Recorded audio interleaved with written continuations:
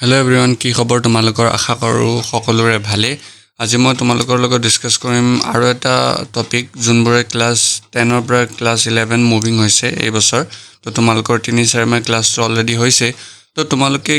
কি difficulties face কৰিব পাৰা ক্লাছ 11ৰ পৰা ক্লাছ 12 মুভিং বা ক্লাছ 10ৰ পৰা ক্লাছ 11 মুভিং ষ্টুডেণ্টে। যদি তোমালোকে এনি কাইণ্ড অফ কম্পিটিটিভ এক্সামৰ কাৰণে প্ৰিপেৰেশ্যন কৰিম বুলি ভাবিছা, JEE হওক, NEET হওক, এনি আদাৰ এক্সাম, তো তোমালোকে ক্লাছ 11তে কেনেধৰণে তোমালোকৰ কনচেপ্টখিনি ফিল কৰিব পাৰিবা সেইটোৰ ওপৰতে আজি ডিছকাছ কৰিম, ঠিক আছে? চোৱা, ক্লাছ 11 তোমালোকৰ 3 টাইপৰ ষ্টুডেণ্ট থাকে, হয়নে? কোনোবাই তোমালোকৰ ছায়েন্স লৈছা, কোনোবাই আৰ্টছ লৈছা, কোনোবাই কমাৰ্চ লৈছা, নহয়? এই চিলেকশ্যন কৰিবা তোমালোকে কোনটো ষ্ট্ৰীমত পঢ়িবা, ছায়েন্সত পঢ়িবা নে আৰ্টছত পঢ়িবা নে কমাৰ্চত পঢ়িবা, সেইটো তোমালোকৰ নিজৰ হ'ব লাগে, ঠিক আছে? তোমালোকে কাৰো ফ্ৰেণ্ডছ হওক, কাৰোবাৰ প্ৰেছাৰত আহি পেলাই তোমালোকে নল'বা। যদি তোমালোকৰ ছায়েন্স ভাল লাগিছে ছায়েন্স ল'বা, যদি তোমালোকে ভাবিছা মোৰ ছায়েন্সত ইমান ইণ্টাৰেষ্ট নাই তো আৰ্টছ ল'লে মোৰ ভাল হ'ব তো আৰ্টছত ল'বা, আৰু যদি কাৰোবাৰ লাগিছে মই কমাৰ্চ ল'ম তো কমাৰ্চ ল'বা। মানে কোনোবা কৈছে বুলিয়ে যে ময়ো সেইটোৱে ল'ম বা কোনোবাই ছায়েন্স লৈছে বুলি যে মই ছায়েন্সেই ল'ম সেইটো নহয়। তোমালোকে প্ৰথমে ছাবজেক্ট চিলেকশ্যনটো কৰিবা, ষ্ট্ৰীম চিলেকশ্যনটো কৰিবা, কোনটো ষ্ট্ৰীমত তোমালোকে পঢ়িব বিচাৰিছা। আশা কৰোঁ তোমালোকে যোনটো ষ্ট্ৰীমত পঢ়ি আছা তোমালোকে নিজৰ চিলেকশ্যন মতেই আহিছা, হয়নে? এতিয়া চোৱা, যদি তোমালোকে ক্লাছ 11ৰ এতিয়া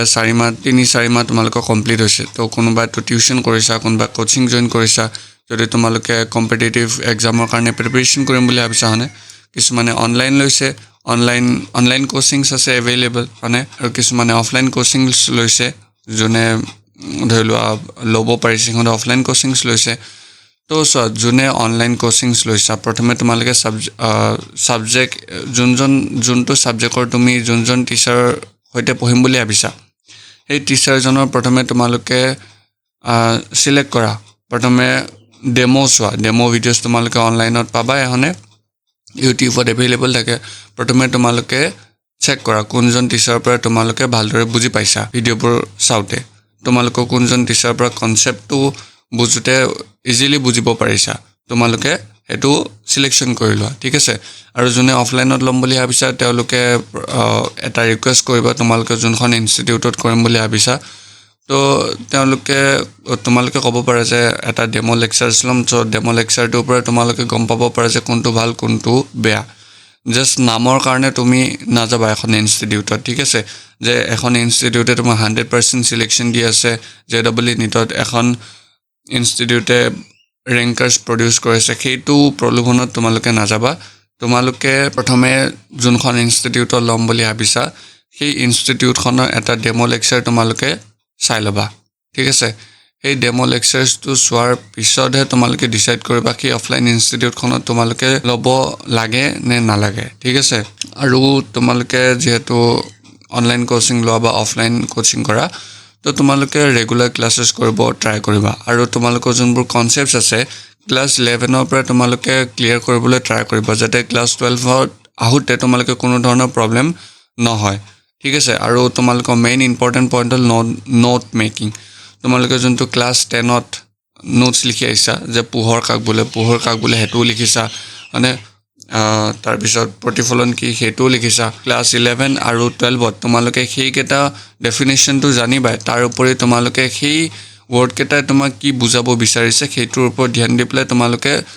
ৱৰ্ডকেইটা চাবা, ঠিক আছে? ইয়াতে পোহৰ প্ৰতিফলন কি, what is the meaning of reflection, what is the meaning of reflection. So' you need to go' through some words.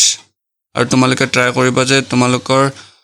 যোনে ছায়েন্স ল'ম বুলি ভাবিছা, ক্লাছ 10ৰ ষ্টুডেণ্ট যোনে ক্লাছ 11ত যায় ছায়েন্স ল'ম বুলি ভাবিছা, তোমালোকে ইংলিছ টাৰ্ম কেইটামান জানি থৈ দিবা, তোমালোকৰ বাবে সহজ হ'ব, ঠিক আছে? এটলিষ্ট তোমালোকে জানিব পাৰিবা যে এইকেইটা ৱৰ্ড কেনেদৰে ব্যৱহাৰ হয়, ঠিক আছে? আৰু এতিয়া নোটছ মেকিঙৰ তোমালোকক ক'লোঁ। প্ৰথমে এতিয়া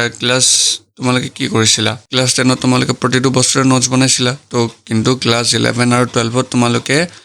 যি বুজা সেইটোৰ ওপৰতহে নোটছ বনাবা, ঠিক আছে? তোমাৰ কনচেপ্টৰ ওপৰতহে কম্পিটিটিভ এক্সাম হয়, ৰাত্তা মাৰাৰ ওপৰত নহয়, হ'ল? নেক্সট হ'ল তোমালোকৰ ইম্পৰ্টেণ্ট পইণ্টছ। চোৱা, তোমালোকৰ যেতিয়া নোটছ লিখা থাকে টিচাৰে, তো কিছুমান এনেকুৱা পইণ্টছ থাকে যোনবোৰ পইণ্টছ টিচাৰৰ মুখৰ পৰা ওলায় কিন্তু টিচাৰে নিলিখে, ঠিক আছে? সেইবোৰ পইণ্টছ তোমালোকে লিখিবলৈ ট্ৰাই কৰিবা কি পইণ্টছ সেইটো কাৰণে কি কৰিব লাগিব মনোযোগেৰে ক্লাছটোত এটেণ্ড কৰিব লাগিব তেতিয়া তুমি লিখিব পাৰিবা হ'ল এনেকুৱা নহয় যে সব বস্তু টিচাৰ লিখি আহিব কিছুমান এনেকুৱা বস্তু থাকে যোনবোৰ বস্তু টিচাৰ মুখেদি কৈ দিয়ে মানে যোনবোৰ লিখা নহয় কেতিয়াবা হ'ল ইম্পৰ্টেণ্ট পইণ্টছ বুজিলা নেক্সট টাইম টেবল যেহেতু তোমালোকে ক্লাছ 10ত এখন ইম্পৰ্টেণ্ট তোমালোকে যেতিয়া HSLC দিছা তোমালোকে টাইম টেবল ফ'ল' কৰিছাই তো তোমালোকেও ক্লাছ 11 বা ক্লাছ 12ত কি একে ধৰণৰ টাইম টেবলে ফ'ল' কৰিবলৈ ট্ৰাই কৰিবা ঠিক আছে যেনে ধৰণৰ কষ্ট তোমালোকে ক্লাছ 10ৰ HSLC কাৰণে কৰিছিলা ক্লাছ 11 আৰু 12ৰ বৰ্ডছৰ কাৰণেও তোমালোকে হেনেধৰণেই কৰিব লাগিব ঠিক আছে যেহেতু ক্লাছ 10তকৈ ক্লাছ 11ৰ যোনটো চিলেবাছ হয় সবৰে সায়েন্স হওক আৰ্টছ হওক কমাৰ্চ হওক সিলেবাসটো অলপমান কম্পাৰেটিভলি বেছি হয় আৰু কনসেপচুৱেল বেছি হয় তো সেইটো কাৰণে তোমালোকে বুজিবলৈ ট্ৰাই কৰিবা আৰু তোমালোকে টাইম টেবল বনাবা প্ৰতিটো সাবজেক্টৰে সাপোজ সায়েন্সৰ কাৰণে ফিজিক্স কেমিষ্ট্ৰি মেথছ কৰিলা ফিজিক্স কেমিষ্ট্ৰি মেথছ বায়োলজি তো চাৰিটা সাবজেক্টৰ কাৰণে চাৰিখন মানে তোমালোকে টাইম টেবল বনাবা টাইম টেবলত এই চাৰিটা সাবজেক্টক মানে ইকুৱেলি ভাগ কৰিবা ঠিক আছে তোমালোকে 8 ঘণ্টাটো খুৱাই চাগে তাৰপিছত তোমালোকে নিজৰ 4 ঘণ্টা এক্সট্ৰা কাৰিকুলাৰ এক্টিভিটিছত দিব পাৰা দেন তোমালোকে যোনটো বাছি গ'ল 12 আৱাৰ্ছ তো 6 আৱাৰ্ছ তোমালোকে স্কুল গ'লা আৰু স্কুলৰ পৰা আহি পেলাই 6 আৱাৰ্ছ তোমালোকে সেল্ফ ষ্টাডি কৰিলা হ'ল তো ক্লাছ 11ত তোমালোকে বেছি টাইম নোপোৱা মই এতিয়া কৈ দিছোঁ কম্পিটিটিভ এক্সামৰ কাৰণে ক্লাছ 11 বহুত ইম্পৰ্টেণ্ট হয় কিন্তু ক্লাছ 11টো বুজিব বহুত টান বিকজ ক্লাছ 10ত যিমানখিনি চিলেবাছ থাকে ন তাতকৈ অলপ বেছি চিলেবাছ তোমালোকে ক্লাছ 12ত পোৱা আহি তো কম্পাৰেটিভলি তোমালোকৰ কাৰণে অলপ বেছি চিলেবাছ হৈ যায় কিন্তু সময় অলপ কম হয় তো সেইটো কাৰণে তোমালোকে প্ৰথমবাৰ যোনখিনি পঢ়া ইম্পৰ্টেণ্ট কুৱেশ্যন প্ৰেক্টিছ যিমান হ'ব পাৰে কম্পিটিটিভ এক্সামৰ কাৰণে যোনে অফলাইন বা অনলাইন কোচিংছ কৰি আছা তো তাৰ পৰা কুৱেশ্যন প্ৰেক্টিছ কৰিবলৈ ট্ৰাই কৰিবা MCQs আহে নৰ্মেলি মানে আৰু কনচেপ্ট বিল্ডিঙৰ ওপৰত তোমালোকে মনোযোগ দিবা ঠিক আছে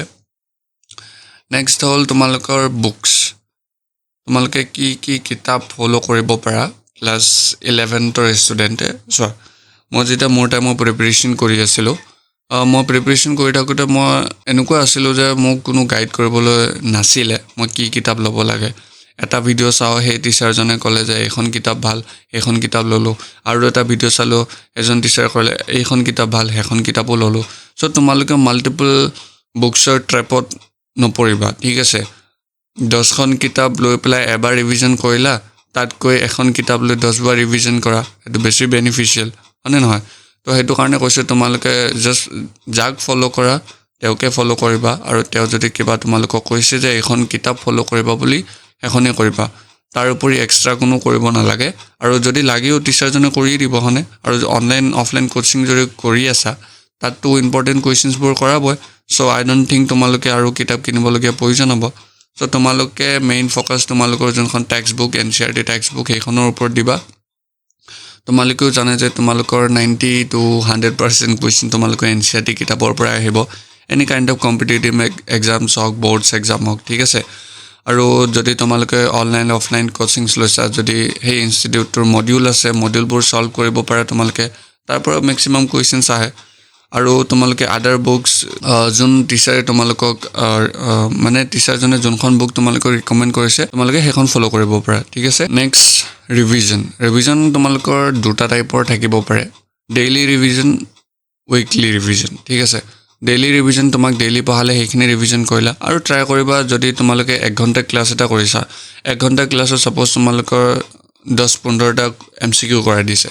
তো ক্লাছটো শেষ হোৱাৰ পিছত তোমালোকে আধা ঘণ্টা সেই কুৱেশ্যনকেইটা কৰিবলৈ ট্ৰাই কৰিবা ৰাফ বহীত ঠিক আছে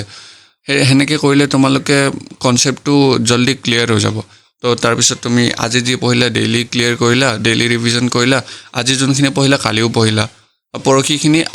পৰখি যেতিয়া পঢ়িবা আজি যোনখিনি পঢ়িছা সেইখিনি ওপৰে চাই যাবা যাতে আজি যোনখিনি পঢ়িছিলা সেইখিনিও তোমাৰ অলপ ৰিভিজন হৈ যায় যে লাষ্টত তোমালোকে অলপ চালে মই কি লিখিছিলোঁ কি পইণ্ট হাইলাইটেড কৰা আছিল সব বুজি পোৱা ঠিক আছে আৰু মোষ্ট ইম্পৰ্টেণ্ট হ'ল তোমালোকৰ টেষ্ট তোমালোকে যদি টেষ্ট নিদিয়া তোমালোকে নিজৰ গমেই নাপাবা তোমালোকৰ ভুল ক'ত হৈ আছে